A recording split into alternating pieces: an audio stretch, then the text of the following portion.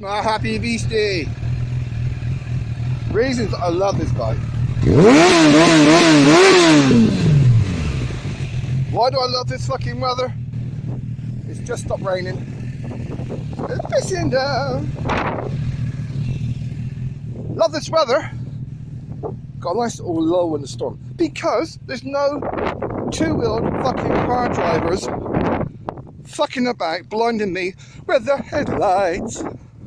And I don't give a shit if it's pissing down with rain.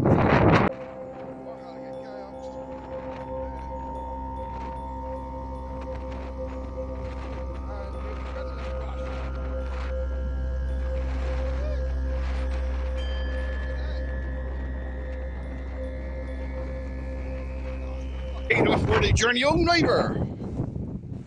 So it's fun going back, so. To get in here on the Moors Road is fun. Doing blah blah blah blah blah miles per hour with a cliff on one side. Going around a sharp bend, you get hit by a freak gust of wind coming up the cliff, and instead of being over to the right, you're leaning over to the left and trying not to fucking slide. Fucking awesome.